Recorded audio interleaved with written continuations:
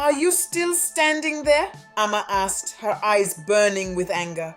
Osi stood in the middle of the living room, confused and broken. His 2 travel bags were already packed and pushed near the door. Amma, what is all this? He asked softly. Get out of my house, she shouted, or I will call the police and tell them you attacked me. Osi's heart dropped. His house. The house he bought before he married her. The house he paid for with his own sweat, sleepless nights, and years of hard work. He looked at the woman he once called his queen. She was standing in front of him with her phone in her hand, ready to destroy him with one lie. Amma, he whispered, how did we get here? She laughed coldly. We got here because you are now useless. Those words entered his chest like a knife. Osi picked up his bag slowly. He looked around the beautiful living room one last time. The white leather chairs, the glass table, the large television, the gold curtains Amma had begged him to buy. Everything in that house carried his sweat. But now he was walking out like a stranger.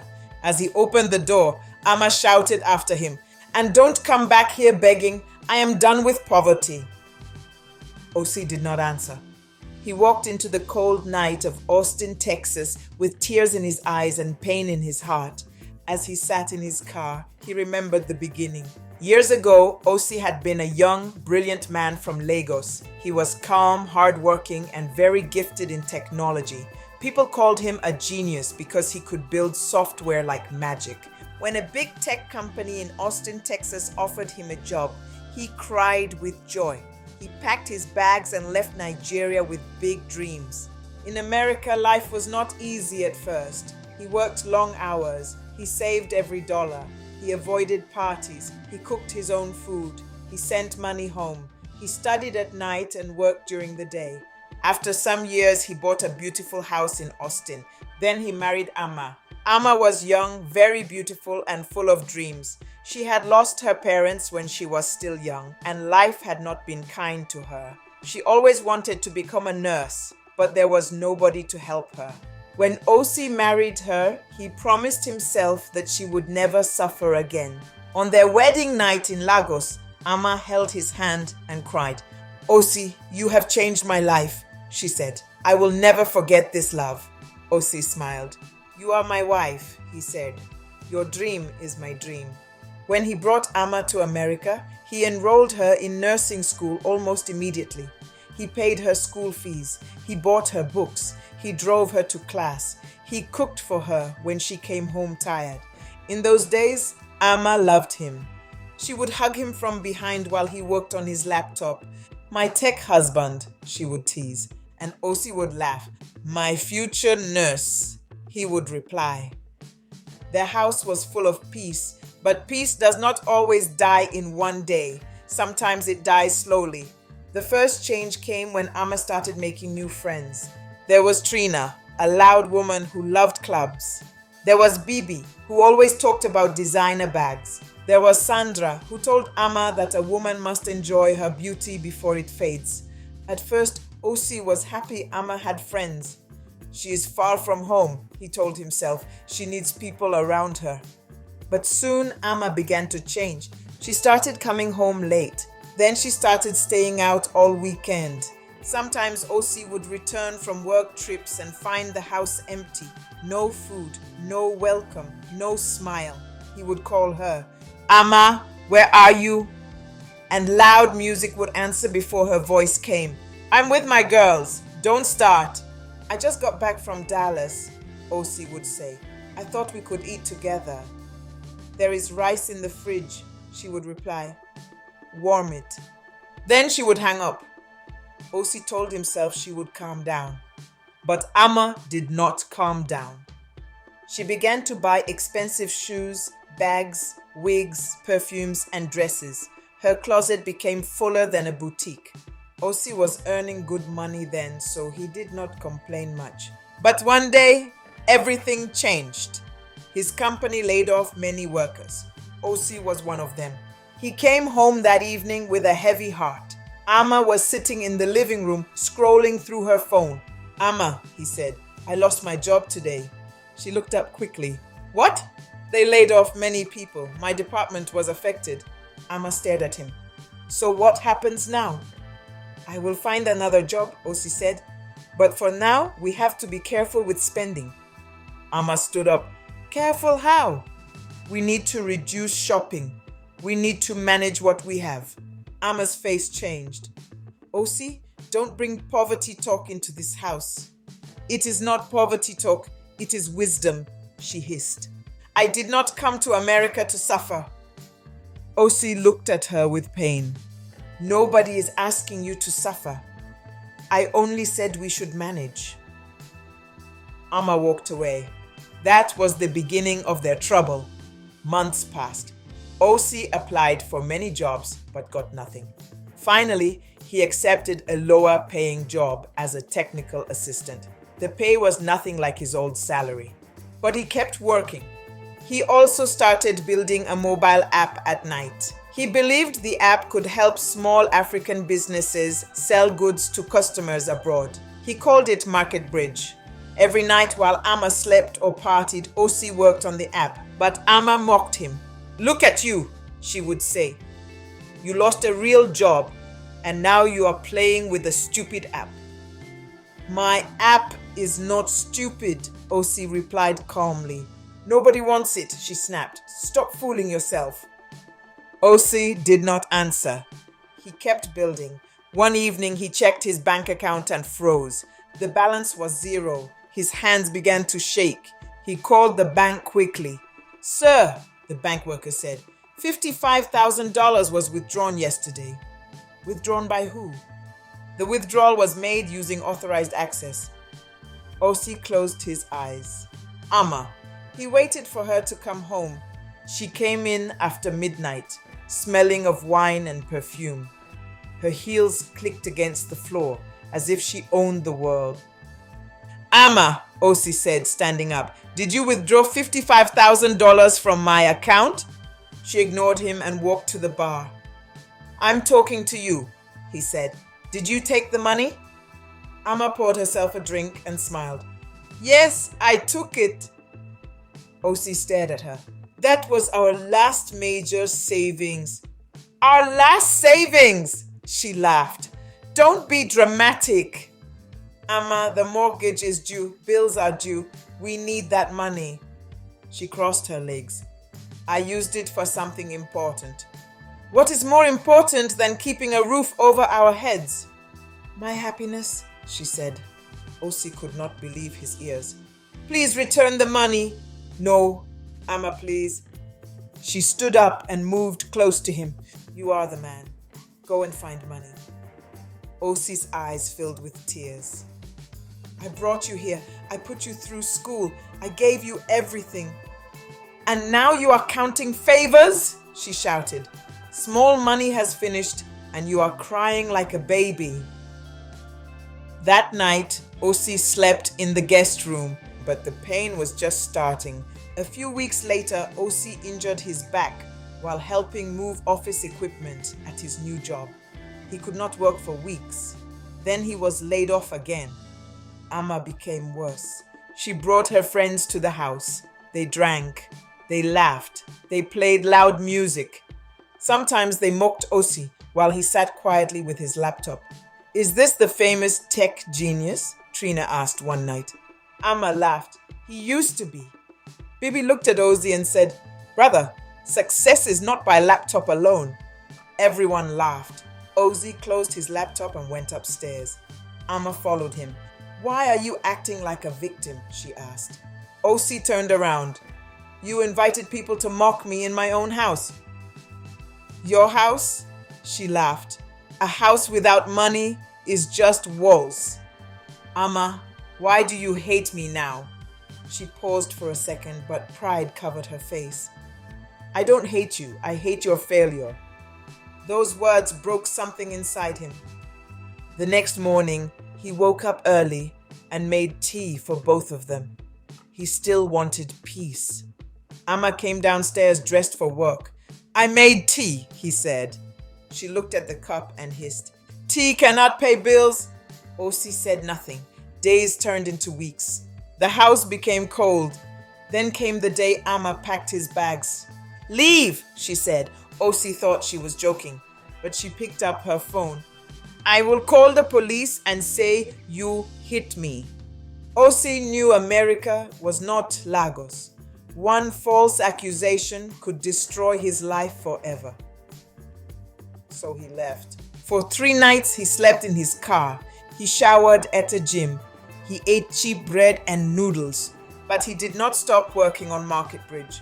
One cold morning, an elderly African woman named Mrs. Okafor saw him sleeping in his car outside a church. She knocked on the window. "My son, are you okay?" Osi quickly sat up. "Yes, ma." She looked at his tired face and shook her head. "No, you are not okay." Osi tried to smile. "I will be fine." Mrs. Okafor took him into the church hall and gave him hot tea. "What happened?" she asked. Osi did not want to talk, but tears betrayed him. He told her everything. The old woman listened quietly. When he finished, she said, "My son, betrayal is painful, but sometimes God uses rejection to remove you from a burning house." Osi looked at her. "She threw me out of the house I bought." Mrs. Okafor nodded. "Then build a life she cannot enter." Those words stayed with Osi. Mrs. Okafor introduced him to her nephew Tunde, who owned a small African grocery store. Tunde gave Osi a small room behind the shop to stay in. In return, Osi helped him with computer work. At night, Osi built his app. During the day, he helped at the store. Customers began to like him. One day, a woman came to the store angry. "My shipment to Maryland is missing again," she shouted.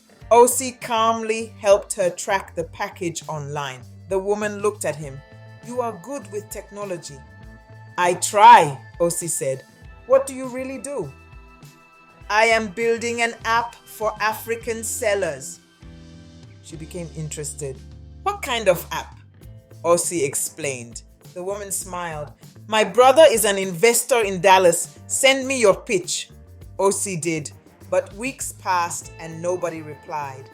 Meanwhile, Amma filed for divorce. Osi begged her on the phone. "Amma, please, let us not end like this." Amma laughed. "You still think this is marriage? I have moved on." "Amma, we can heal." "I don't want to heal with a broke man."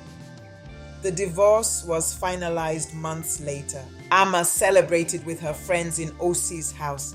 She wore a red designer dress and danced in the living room. "I am free," she shouted. Her friends clapped. But freedom without wisdom is a trap. Amma started moving with richer looking people. She wanted luxury at all costs. That was how she met Jimmy. His real name was James, but everyone called him Jimmy Gold. He wore expensive watches. He drove luxury cars. He smelled of expensive perfume. He spoke smoothly and laughed loudly.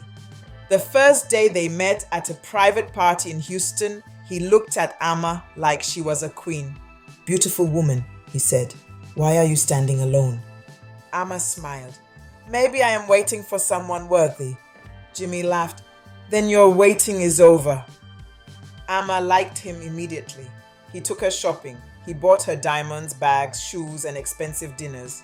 For the first time after Osi, Amma felt rich again. But she never asked Jimmy what he did for a living. One evening, Jimmy came to her house with a black briefcase. His smile was gone. "Amma, I need a favor." "What favor?" "Keep this for me for 2 days." "What is inside?" "Money?" Amma's eyes widened. "How much?" "Don't ask." She touched the briefcase. "Is there a problem?" Jimmy held her hand. "Baby, do you trust me?" Amma smiled. "Of course." "Then hide it." She hid the briefcase in the guest room closet. 2 days later, there was a knock at the door. When Amma opened, 2 officers stood there. "Are you Amma Nwosu?" "Yes." "We are investigating James Carter, also known as Jimmy Gold." Amma's heart began to beat fast. "Do you know him?" "He is my friend." Have you seen him with a black briefcase recently? Amma swallowed. No. One officer looked directly at her. Are you sure? Yes. They gave her a card. If he contacts you, call us. Dear amazing viewers, what do you think will happen next? Watch till the end to find out the shocking twists. Before I continue, I would like to ask you to like this video and kindly subscribe to my channel if you haven't subscribed yet, and turn on the notification bell to get notified when I publish new videos. Much appreciation. And if you are a returning subscriber, welcome back and thank you so much. Now, back to the story. As soon as they left, Amma locked the door and ran upstairs. She opened the briefcase. Money, bundles and bundles of dollars. Her hands trembled. Instead of fear, greed entered her heart. So Jimmy had all this money, she whispered. She removed some bundles and hid them inside one of her designer bags. Then she called Jimmy. The police came here. What did you tell them? I said I don't know anything. Good. Bring the briefcase to Silver Palm Hotel, room 812. Amma dressed quickly, but she did not know the house was already being watched. As she drove out, a black car followed her. At the hotel parking lot, officers surrounded her. Step out of the car! Amma began to shake. What did I do? Open the trunk. They found the briefcase. Amma screamed. It is not mine. It belongs to Jimmy. But it was too late. Jimmy was arrested inside the hotel. Amma was charged for lying to authorities and helping hide stolen money. During the investigation, they also found some of the money she had removed from the briefcase. In court, Amma cried, I did not know he was a scammer. The judge looked at her. But you lied to officers. You moved the briefcase. You took money from it. Amma lowered her head. For the first time in years, pride left her face. Her nursing license was suspended. Her reputation was destroyed. After serving her punishment, she was deported to Lagos. She arrived in Nigeria with 2 bags and a broken spirit. No friends came to welcome her.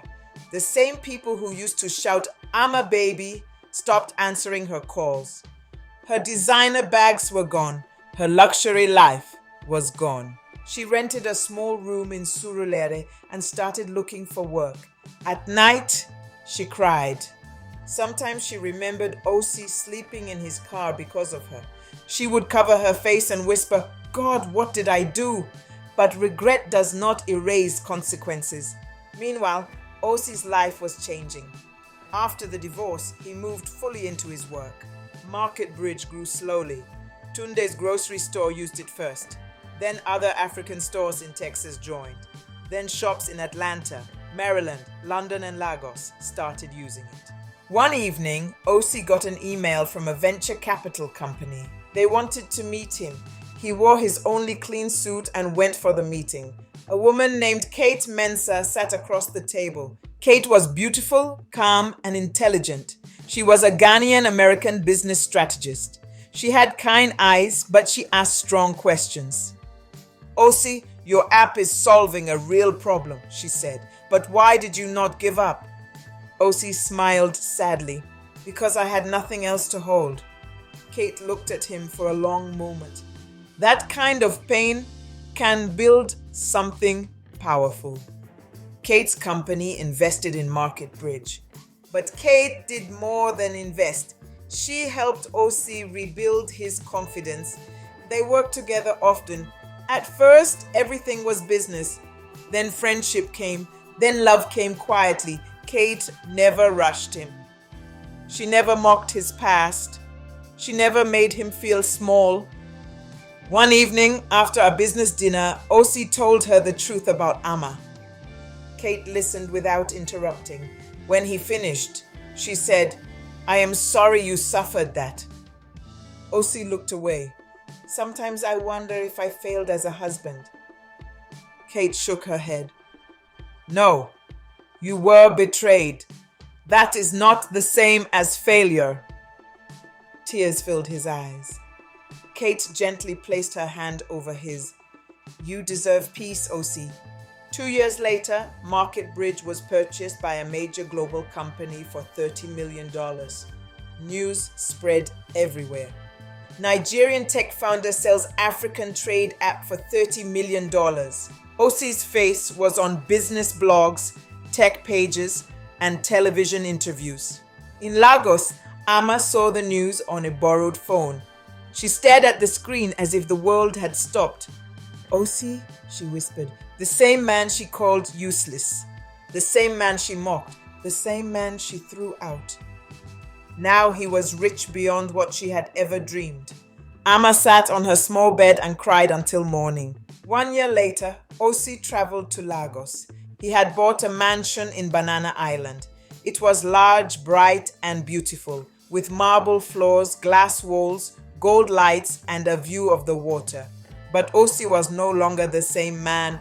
He was calm, strong, peaceful. Kate came with him. They had married quietly 6 months earlier in Accra, surrounded by close family and friends. Kate loved Nigeria. She loved the food, the music, and the warmth of the people. One afternoon, while Ozzy was in his home office, the security guard called. "Sir, someone is downstairs with a package." "Who is it?" "A delivery woman, sir." OC went downstairs. When he reached the entrance, he stopped. The package fell from Ama's hand. "OC?" OC stared at her. Ama looked thinner. Her face was older. Her makeup was simple. She wore a delivery uniform and flat shoes. For a few seconds, nobody spoke. Then Ama smiled nervously. "OMG, what a surprise!" She ran toward him and tried to hug him. OC stepped back gently. "Ama." The way he said her name made her stop. She swallowed. "I did not know this was your house." OC looked at the package. "You deliver now?" She nodded slowly. "Yes, I do deliveries while I work on returning to nursing." There was silence. Ama looked around the mansion, her eyes filled with regret. "OC, you did well." "Thank you." She began to cry. "I am sorry." OC said nothing.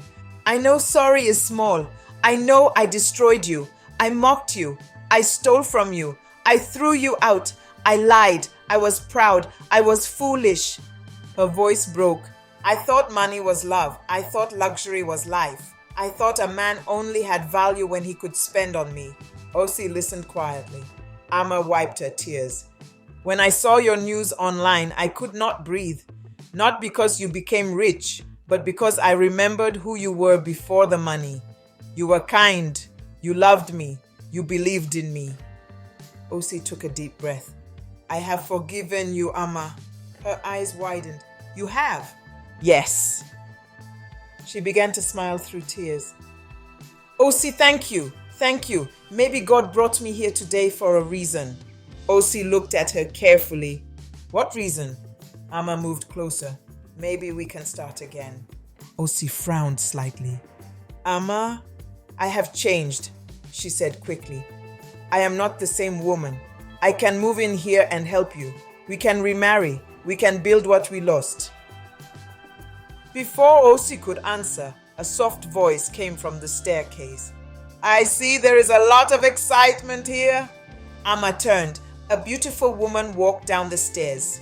She wore a simple white dress, elegant jewelry, and a warm smile. Ama looked at her confused. "Yes," Ama said quickly, trying to sound confident. "I am happy because my husband and I are getting back together." The woman paused. OC closed his eyes for a second. Then he spoke. "Ama, meet Kate, my wife." The word hit Ama like thunder. "Wife?" she whispered. Her eyes rolled back. She fainted. When Ama woke up, she was lying on a sofa. Kate was beside her, holding a glass of water. "Drink slowly," Kate said kindly. Ama stared at her.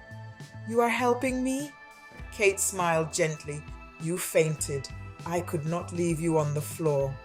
Ama looked at OC, then at Kate. Shame covered her like a blanket. "I am sorry," Ama whispered. "I am so sorry." Kate nodded. "I heard some things." Ama covered her face. "You must hate me." Kate shook her head. No, but I pity the woman you used to be. Amma cried harder. That sentence was soft, but it entered deep. Kate sat beside her. Pain can change a person if they are humble enough to learn. Amma looked at Kate. How did you love him after what I did to him? Kate smiled sadly. I did not love him because he was broken. I loved him because he was still kind after being broken. Amma turned to Osi. You found a good woman. Osi nodded. Yes, I did. Amma stood slowly. I should go. Kate picked up the delivery package and handed it to her. Wait! Amma stopped. Kate went upstairs and returned with an envelope. This is not payment for your past, Kate said. And it is not pity. It is a chance. There is a nursing training center in Lekki. I know the director. If you truly want to return to nursing, take this letter. Amma stared at the envelope. Why would you help me? Kate answered softly, because redemption should not be blocked when a person is truly sorry. Amma burst into tears. She knelt down before Osi and Kate. Osi, forgive me again. Kate, thank you. I will not waste this chance. Osi helped her stand. Do not kneel for us. Stand up and become better. Amma left the mansion that day a different woman. But the story did not end there. Months passed. Amma joined the nursing training center. She worked hard. She stopped chasing parties. She stopped chasing rich men. She rented a small apartment and lived simply. She began visiting young women in churches, schools, and community centers, telling them her story. I once threw away a good man because I thought money was everything, she would say. Do not let pride make you destroy your own home. Some people mocked her. Some people listened. But Amma kept speaking. One evening, she was invited to speak at a women's program in Lagos. Kate was there. Osi was there too. Amma stood on the stage holding the microphone with shaking hands. I want to thank two people, she said. The man I hurt and the woman who showed me kindness when she had every right to turn her back. The crowd clapped. Amma looked at Osi and Kate. I used to think forgiveness meant getting back what I lost. But now I know forgiveness can simply mean being free from the chain of your past. Kate smiled. Osai nodded. Then Amma revealed the final truth. There is something I have never said publicly, she continued. Before Osi lost his job in America, I was already being advised by my friends to leave him and take the house. I listened to wicked voices. I allowed people who did not build my marriage to help me destroy it. The hall became silent, but that was not the worst part. Amma's voice shook. When I withdrew the $55,000 from Osi's account, I did not spend all of it on shopping.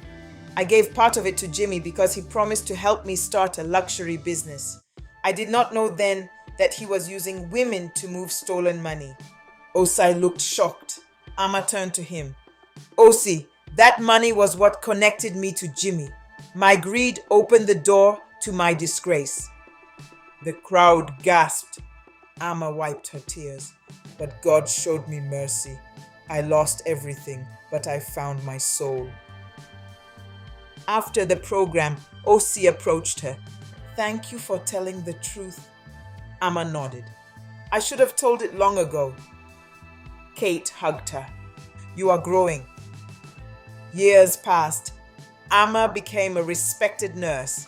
She worked with poor women, immigrants, and young girls who had no support. She started a small foundation called Second Chance Hands. She never became as rich as Osi, but she became peaceful. One day, while volunteering at a hospital, she met a widower named Daniel. He was a quiet doctor with two young daughters. He knew her story because he had heard her speak at an event. Amma was afraid. I have made many mistakes, she told him. Daniel smiled. So have I. The question is, who are you now? Amma cried. I am trying to be better. That is enough for me to know you. Their friendship grew slowly. This time, Amma did not chase money. She looked for character, she looked for peace, she looked for kindness. And when Daniel later proposed to her in a small garden, Amma did not scream because of the ring. She cried because she understood the gift of a second chance. On her wedding day, Osi and Kate attended as guests. Amma walked to them after the ceremony. "Thank you," she said. Osi smiled. "For what?" "For forgiving me when I did not deserve it." Kate held her hand. "Now go and love your husband well." Amma nodded. "I will." As she walked back to Daniel, Amma looked up at the sky and whispered, "God, thank you for not letting my worst mistake become my final story." And that was how the woman who once threw her husband out of his own house learned that money can buy comfort, but it cannot buy peace. Luxury can attract people, but only character can keep love. And sometimes the person you reject in their lowest season may become the miracle you will later wish you never lost. Lesson learned here. Never destroy a good person because of temporary hardship. Pride, greed, and bad friends can ruin a beautiful home, but humility and true change can open the door to redemption. Treat people well when they have nothing, because tomorrow may reveal who they were truly becoming. Before you watch the next video, kindly subscribe to my channel if you haven't subscribed yet. Please click on the subscribe button and like this video. Be a part of my channel's growth by clicking on the next video on the screen and drop a comment to let me know what you think about the story. Thank you for watching. Much appreciation.